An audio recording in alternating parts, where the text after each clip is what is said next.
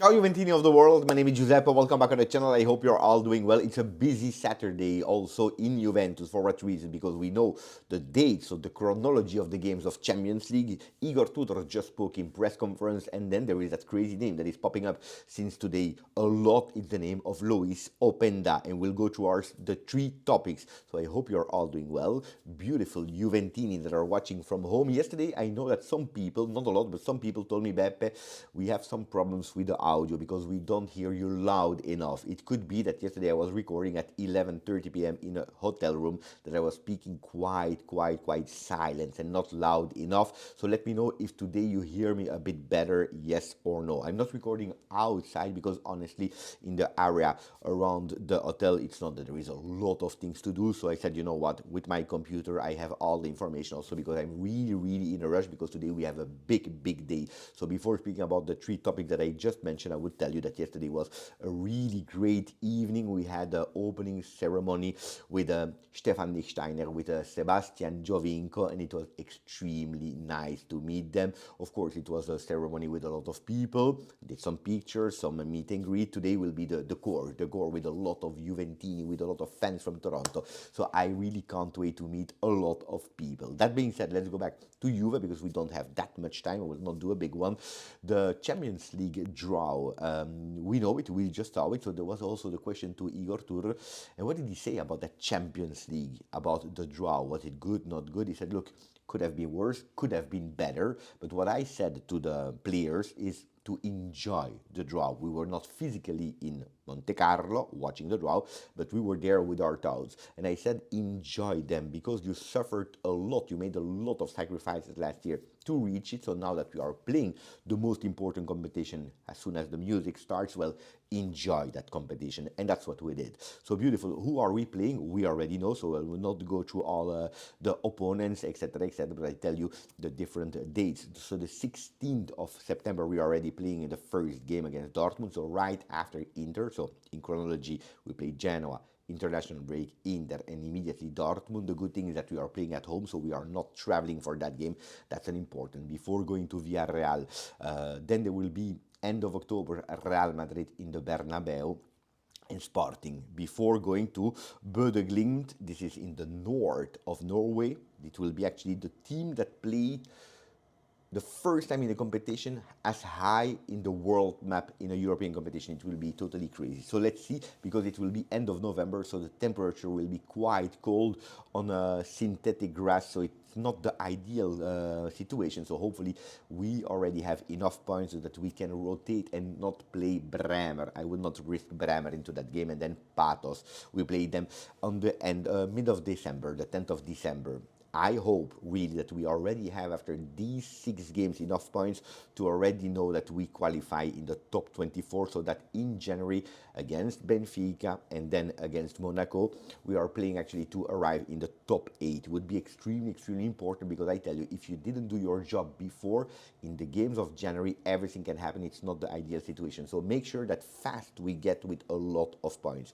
And the calendar, how is done, it could be that we can do it. We have it in our hands. It depends on us. So what did he say, Igor Tudor, in the press conference? He spoke about Cambiaso. Who will play instead of Cambiaso was the question of Giovanni Albanese, and he was not really happy with that question, because he said, look, I never gave you the names of the players that will play. You know that. That's something that I never do.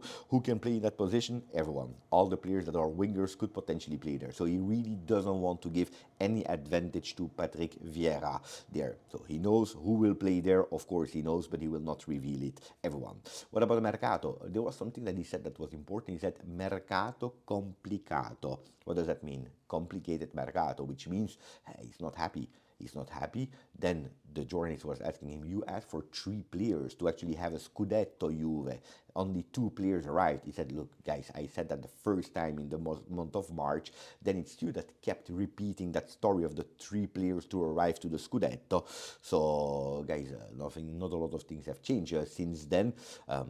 Comoli explained extremely well the situation. What we often forget is that sense of continuity that is important also in football. I'm just repeating the words of Tudor, so he knows, he accepted that the Mercato was not a fantastic one, guys. We are the 30th of August. We are ending the Mercato on the 1st. Can something happen in the meanwhile? Yes, maybe one, maybe two, maybe zero. He's saying, I know the team that I have today. Now, let's try also to push on that sense of continuity. A lot of time in the history of football, we saw some teams that didn't do a lot of mercato, but were able to give continuity to an idea, to a project, and were able to do beautiful things. Let's see. Is he 100% satisfied? No, he's not. And otherwise, he would not have said Mercato Complicato. We all know it. Nobody here is looking for excuses. Does that mean now that it's over, that we cannot play for any competition? No, that's not the point of view of Igor Tudor. But of course, Mercato was not really something that gave you a lot of satisfaction. We know. What about the first game that he played on the bench of Juve as head coach? It was against Genoa, where we won, and now we play against Genoa. What are the differences between the first and this Juve of Tudor? He said, look, after all the game that we already played 4 or 5 months now, if you don't start to have a team that looks like you in all these months, then we have a problem. Look, I start to see an identity, I start to see concentration for the team, and especially that will, and I'm satisfied about that. But pay attention, I always try to be on top. I always try to be more and more demanding, especially and even more when we win, because it's when we win that you can still increase, that you can pay attention to the details, because these moments are crucial. Sometimes when you win, it's okay. You step down a bit. You are actually closing too much an eye. You're saying, no, because that's the moment where you're usually punished because you think that you're the strongest in the world. So that's a really good mentality from Igor Tudor, that what I appreciated. The words about Nico Gonzalez, what did he say? He said, look, that's a player that I always liked. I liked a lot. I personally never dropped him, but he had some problems in the summer in terms of physical condition that doesn't bring him now at the top. I tested him as a right wing back position. The good thing with him is that it's a player with values, that grinta of Argentinian players that can play in all the wing. Will he start tomorrow? I don't think so. Personally, I don't think so. He's not ready. Let's see after the Mercato. That will be a good thing. Will he continue to play as a right wing back or not? My feeling today is that tomorrow we'll see again Kalulu on that side of the field. Let's see to start the game. I'm really, really curious.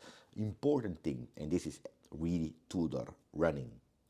If we equal, that's what he says, if we equal the other team, well, then it's the quality of the player that will make the difference.